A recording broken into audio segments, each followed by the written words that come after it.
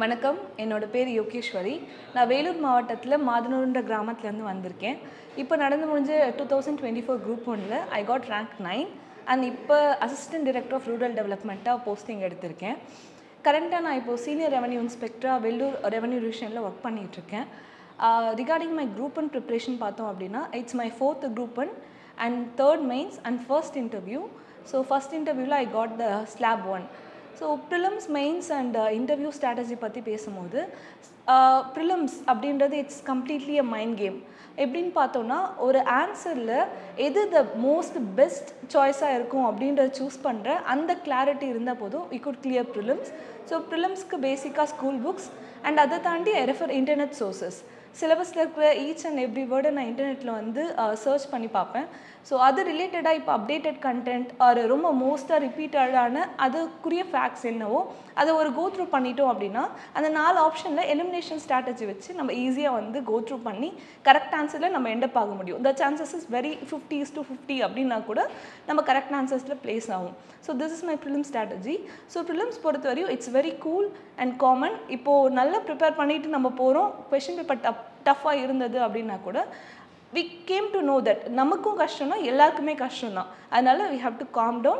அந்த இடத்துல என்ன பண்ணணும், நமக்கு தேவை ஒரு 150 questions கரெக்டாக போடணும் அவுட் ஆஃப் 200. ஸோ அந்த 150ன்றதில் 100 தான் நம்ம வந்து ஷார்ட்டாக கரெக்டாக பண்ணுவோம்.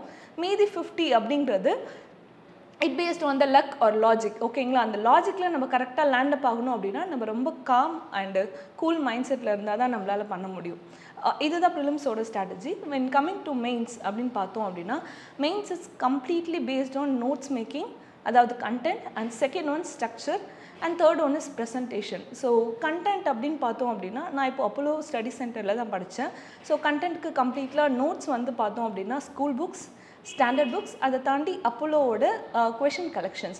ஸோ அப்போலோ கிட்ட நான் கேதர் பண்ண பாஸ்ட் இயர் கொஷின்ஸ், அவங்க கண்டக்ட் பண்ணதும் சரி, ப்ரீவியஸ் இயர் கொஷின் பேப்பர்ஸும் சரி, அதை தாண்டி they gave me a very good notes. அந்த நோட்ஸை வந்து பேஸாக வச்சு நான் எனக்குன்னு ஒரு தனி நோட்ஸ் நான் ப்ரிப்பேர் பண்ணேன். அந்த notes 3 times of revision. So ஒரு டைமும் யூனிட் டெஸ்ட் வைக்கும்போது ஹைப்ரிட் டெஸ்ட், மாடல் டெஸ்ட் அப்படின்னு வரப்போ ஒரு டைமும் நான் வந்து ஒரு முறை ரிவிஷன் பண்ணினா கூட நான் 3 times ரிவிஷன் பண்ணிட்டு தான் வந்து மெயின் எக்ஸாம் அட்டன் பண்ணேன். ஸோ இதுக்கு முன்னாடி நான் கொடுத்த 2 மெயின்ஸுமே என்கிட்ட கண்டென்ட் இருந்தது. ஆனால் அந்த கண்டென்ட் எப்படி நான் ஸ்ட்ரக்சரைஸ் பண்ணி ப்ரெசென்ட் பண்ணணும் அப்படின்னு எனக்கு தெரியாததுனால ஐ லைக் 4.25 மார்க்ஸ்லாம் நான் வந்து இன்டர்வியூ லூஸ் பண்ணியிருக்கேன். So all we need to know is the presentation. முதல்ல கண்டென்ட்டை ரெடி பண்ண பிறகு ப்ரெசன்டேஷன் அப்படின்றது நம்ம கிட்ட இருக்கிற கண்டென்ட்டை மார்க்காக மாற்றுற டெக்னிக். ஸோ அதை நான் இங்கே வந்த பிறகு தான் தெரிஞ்சுக்கிட்டேன். I went through all the 35 test. அந்த எந்த ஒரு டெஸ்ட்டுமே மிஸ் பண்ணாமல் அதில் நான் அட்டன் பண்ணும்போது தான் ஒரு டெஸ்ட்லேயும் ஒரு இம்ப்ரோவைசேஷன் எனக்கு கிடச்சிது. ஸோ அந்த இம்ப்ரோவைசேஷனில் ஐ எண்ட் அப் அண்ட் ஒரு ஆன்சரை எப்படி ப்ரெசென்ட் பண்ணலாம் அப்படின்னு அதுலேயும் நான் சொன்ன அதே லாஜிக் தான் வந்து அப்ளை பண்ணுவோம். என்ன அப்படின்னா, ஒரு கொஷனுக்கு 10 பாயிண்ட் நம்ம ப்ரெசென்ட் பண்ணோன்னா அதில் ஒரு 6 to 7 பாயிண்ட்ஸ் தான் நமக்கு ஷார்ட்டாக தெரியும்.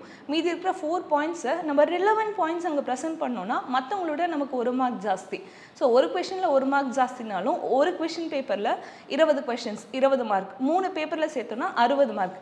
இதுதான் இந்த லாஜிக் தான் நம்ம மெயின்ஸில் அப்ளை பண்ணேன். ஸோ நம்ம கொடுக்குற ஆன்சரை கரெக்டான ஆன்சர் தெரிஞ்சால் எக்ஸாக்டாக கொடுக்க போகிறோம். எக்ஸாக்ட் ஆன்சர் நமக்கு தெரியல, அவுட் ஆஃப் கான்டெக்ஸ்டில் கொஷின் வந்திருக்குன்னா நம்ம படித்ததை வச்சு எது அந்த சிலபஸ் அவங்க கேட்ட கொஷனுக்கு ரிலேட்டடாக இருக்குமோ அந்த சிலபஸ் கண்டென்ட்டை ப்ரெசென்ட் பண்ணேன். ஸோ இந்த மாதிரி எல்லா கொஷனிலும் 1 மார்க் எக்ஸ்ட்ரானா கூட I got a very good score at the mains. So இதுதான் மெயின்ஸ்க்கு நான் யூஸ் பண்ண strategy. And then going through interview is all about being your self.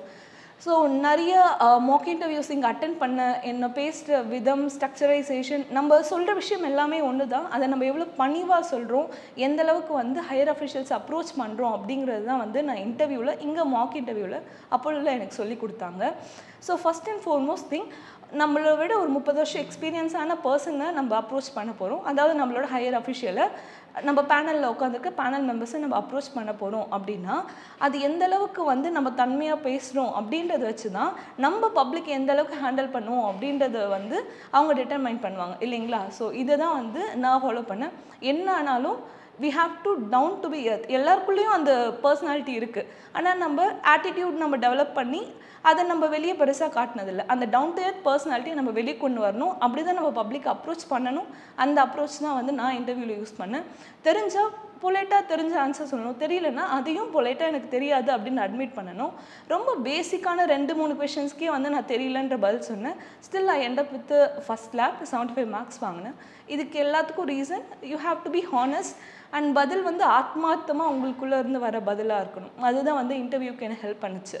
So all over the thing தெரிஞ்சுக்க வேண்டிய விஷயம் என்ன அப்படின்னா, எல்லாருக்குமே 3 மாதம் தான் ப்ரிலிம்ஸ்க்கு, 3 மாதம் தான் மெயின்ஸ்க்கு அண்ட் 20 days தான் இன்டர்வியூக்கு இருக்குது.